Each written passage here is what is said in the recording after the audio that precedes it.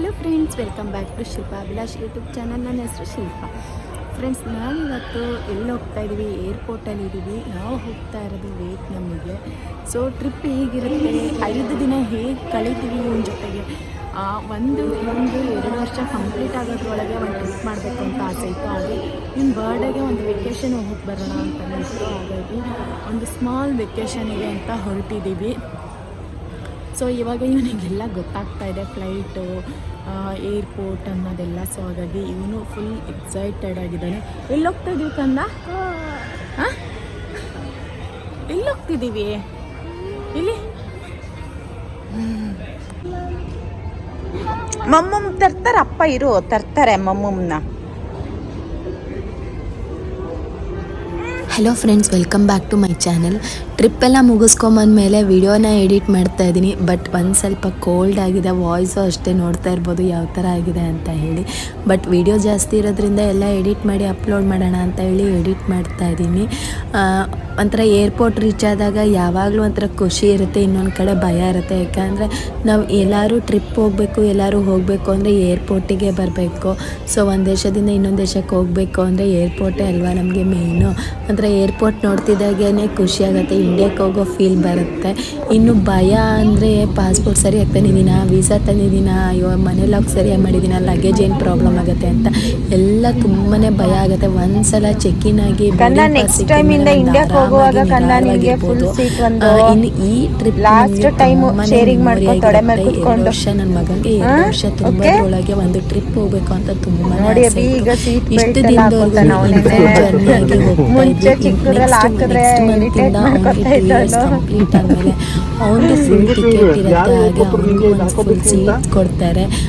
ಒಂದೊಂದ್ಸಲ ಬೇಜಾರಾಗುತ್ತೆ, ಎಷ್ಟು ಬೇಗ ಮಕ್ಕಳುಗಳು ಬೆಳೆದ್ಬಿಡ್ತಾರಲ್ವ ನಮ್ಮ ಕಣ್ಮುಂದೆ. ಇನ್ನೂ ನೆನ್ನೆ ತಾನೇ ಇನ್ನೂ ಎತ್ಕೊಂಡು ಡಾಕ್ಟ್ರು ಮಗುನ ಕೊಟ್ಟಂಗಿರುತ್ತೋ. ಬಟ್ ಇವಾಗ ಎಷ್ಟು ಬೇಗ ಬೆಳೆದ್ಬಿಟ್ಟ ಅಂತ ಹೇಳಿ ಒಂದು ಕಡೆ ಖುಷಿ ಆಗುತ್ತೆ, ಇನ್ನೊಂದು ಕಡೆ ಬೇಜಾರಾಗುತ್ತೆ. ಬಟ್ ಅವರಿಗೆ ಹೆಂಗೆ ಗೊತ್ತಾಗುತ್ತೆ ಅಂದರೆ ನನ್ನ ಆ ಏಜಿಗೆ ನಾನು ಈ ಥರ ಮಾಡಬೇಕು ಅಂತ. ಬಾರೋ ತೊಡೆ ಮೇಲೆ ಕೂತ್ಕೊಳ್ಳೋಕ್ಕೆ ರೆಡಿ ಇಲ್ಲ. ಇನ್ನೂ 1 ತಿಂಗಳು ಇದೆ, ಆಗ್ಲೇ ಅವನು ಇಂಡಿಪೆಂಡೆಂಟಾಗಿ ಒಬ್ಬನೇ ಒಂದು ಸೀಟ್ ಮೇಲೆ ಕೂತ್ಕೊಂಡು ಫುಲ್ ಆರಾಮಾಗೆ ಇದ್ದ. ನಾವು 4.5 ತಿಂಗಳು ಮಗು ಇದ್ದಾಗಿಂದ ಟ್ರಿಪ್ನ ಮಾಡ್ತಾಯಿದ್ವಿ. ಇದು 7ನೇ ದೇಶನ ನೋಡ್ತಾ ಇರೋದು. ಬಟ್ ಒಂದು ಸಲನೂ ಫ್ಲೈಟ್ ಜರ್ನಿಲಿ ಅವನು ಆ ಥರ ತುಂಬಾ ಕಿರಿಕ್ ಮಾಡಿದ್ದಾನೆ, ಹಿಂಸೆ ಮಾಡಿದ್ದಾನೆ ಅಂತ ಇಲ್ಲ. ಟೇಕ್ ಆಫ್ ಆಗುವಾಗಿರ್ಬೋದು, ಲ್ಯಾಂಡಿಂಗ್ ಆಗುವಾಗಿರ್ಬೋದು, ಎಲ್ಲೋ ಒಂದು ಸ್ವಲ್ಪ ಅದು ಇದು ಅಂತ ಅವನಿಗೆ ಕೂತಿ ಜಗ್ಗಲ್ಲೇ ಕೂತಿ ಆ ಥರ ಕಿರಿಕಿರಿ ಅಂತ ಒಂದು ಸಲ ಮಾಡಿದ್ದಾನೆ ಹೊರತು ತುಂಬ ಯಾವಾಗಲೂ ನಮಗೆ ಅಯ್ಯೋ ಯಾಕಾರೆ ಹೋಗ್ತೀವಪ್ಪ ಅಂತಲೇ ಅನಿಸಿಲ್ಲ. ತುಂಬಾ ಖುಷಿಯಾಗುತ್ತೆ. ಫ್ಲೈಟ್ ಜರ್ನಿ ಇದ್ದಿದ್ದು 2.5 ಗಂಟೆ ಕಾಲ. ಸೊ ನಾವು ವಿಯೆಟ್ನಾಮಲ್ಲಿ ದನಾಂಗ್ ಅನ್ನೋ ಸಿಟಿಗೆ ಬಂದು ರೀಚ್ ಆದಾಗ 1:15 ಆಗಿತ್ತು. ಬೇಗ ಇಮಿಗ್ರೇಷನ್ ಎಲ್ಲ ಮುಗಿಸ್ಕೊಂಡು ಆಚೆ ಬಂದ್ವಿ. ಆಚೆ ಬಂದಾಗ ಬೇರೆಯವ್ರ ಫ್ಯಾಮಿಲಿನ ವೆಲ್ಕಮ್ ಮಾಡೋದಕ್ಕೆ ಹೂವಿನ ಬೊಕ್ಕೆ ಇಟ್ಕೊಂಡು ಹಾಗೆ ನೇಮ್ ಬೋರ್ಡ್ ಎಲ್ಲ ಇಟ್ಕೊಂಡು ಕಾದು ನಿಂತಿದ್ದು ನೋಡಿ ಒಂಥರ ಖುಷಿಯಾಗತ್ತೆ. ಒಂಥರ ಅಯ್ಯೋ ಎಷ್ಟು ಸ್ವೀಟ್ ಫ್ಯಾಮಿಲೀಸ್ ಅಲ್ವಾ, ಎಲ್ಲ ಅವ್ರ ಫ್ಯಾಮಿಲಿನ ವೆಲ್ಕಮ್ ಮಾಡೋಕ್ಕೆ ಎಷ್ಟು ಚೆನ್ನಾಗಿ ನಿಂತಿದ್ದಾರೆ ಅಂತ ಹೇಳಿ. ಬಟ್ ನಮ್ಮ ಮನೇಲೂ ನಮ್ಮ ಫ್ಯಾಮಿಲಿಗೂ ಆ ಥರನೇ ಆಸೆ ಇದೆ. ಬಟ್ ಎಲ್ಲರೂ ಮೈಸೂರಿಂದ ಬೆಂಗಳೂರಿಗೆ ಬರ್ತಾರೆ. ಬೆಂಗಳೂರಿಂದ ಏರ್ಪೋರ್ಟಿಗೆ ಬರೋದೇ ತುಂಬಾ ಕಷ್ಟ. ಒಂದು ಜರ್ನಿ, ಇನ್ನೊಂದು ಕ್ಯಾಬು ಅಷ್ಟೇ ತುಂಬ ಎಕ್ಸ್ಪೆನ್ಸಿವು. ಅಲ್ಲೇನಾರು ಆ ಥರ ಮೆಟ್ರೋ ಆ ಥರ ಏನಾದ್ರು ಮಾಡಿದ್ರೆ ಎಲ್ಲರೂ ಆರಾಮಾಗಿ ಬರ್ಬೋದು. ಆಮೇಲೆ ಇನ್ನೊಂದು ಟೈಮ್ ಡಿಫ್ರೆನ್ಸು, ಅದು ಮೇಯ್ನು. ಯಾವುದೇದೋ ಟೈಮಿಗೆ ಲ್ಯಾಂಡಿಂಗ್ ಇರುತ್ತೆ. ಪಾಪ ಅವರು ನಿದ್ದೆಗೆ ಇಟ್ಕೊಂಡೆಲ್ಲ ಬರಬೇಕು ಅನ್ನೋದು ಒಂದು ಸಲ ನಮಗೂ ಬೇಜಾರಾಗುತ್ತೆ, ನಮ್ಮಿಂದ ಬೇರೆಯವ್ರಿಗೆ ತೊಂದರೆ ಆಗುತ್ತಲ್ಲ ಅಂತ. ಎನಿವೆ ನಾವು ಹಾಗೇ ರೂಮ್ ಚೆಕ್ಇನ್ ಮಾಡಿ ಇಂಡಿಯನ್ ರೆಸ್ಟೋರೆಂಟಿಗೆ ಹೋಗಿ ಅಲ್ಲಿ ಗೋಬಿ ಮತ್ತು ಸೂಪು, ವೆಜ್ ಬಿರಿಯಾನಿ ತೊಗೊಂಡ್ವಿ. ಹೊಟ್ಟೆ ಹಸ್ತಿದ್ದಕ್ಕೋ ಏನೋ ಊಟ ಅಂತೂ ತುಂಬಾ ಚೆನ್ನಾಗಿತ್ತು. ಹೊಟ್ಟೆ ತುಂಬ ಊಟ ಮಾಡಿ ರೂಮ್ ಎದುರುಗಡೆನೇ ಬೀಚ್ ಇತ್ತು. ನನ್ನ ಮಗ ಬೀಚಿಗೆ ಹೋಗೋಣ ಅಂತಿದ್ದ. ಒಂದು ಸ್ವಲ್ಪ ಬಿಸಿಲು ಕಮ್ಮಿಯಾಗಿ ಹೋಗೋಣ ಅಂತ ಹೇಳಿ ಕೊನೆಗೆ 5:30 ಹೊರಟ್ವಿ.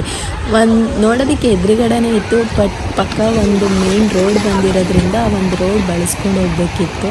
ಹಾಗಾಗಿ ನಡ್ಕೊಂಡು ಹೋಗೋದಕ್ಕೆ ಒಂದು 6-7 ನಿಮಿಷ ಆಗ್ತಾಯಿತ್ತು ಅಷ್ಟೇ. ಬೀಚಿಗೆ ಹೋಗಿ ನೀರಲ್ಲೆಲ್ಲ ಆಟ ಆಡಿಸ್ಕೊಂಡು ಅಲ್ಲೇ ಒಂದು ಬಾರ್ ಆ್ಯಂಡ್ ರೆಸ್ಟೋರೆಂಟ್ ಇತ್ತು, ತುಂಬಾ ಚೆನ್ನಾಗಿದೆ ಅಂತ ಹೇಳಿ ರೇಟಿಂಗ್ಸ್ ಇತ್ತು ಅಂತ ಹೇಳಿ ಹೋದ್ಮೇಲೆ ಅಲ್ಲಿ ಫ್ಯಾಷನ್ ಫ್ರೂಟ್ ಜ್ಯೂಸು ಮತ್ತು ಫ್ರೆಂಚ್ ಫ್ರೈಸ್ನ ತೊಗೊಂಡಿದ್ವಿ. ನೆಪ ಅವನಷ್ಟೇ ತಿಂದಿದ್ದೆಲ್ಲ ನಾನೇನೆ.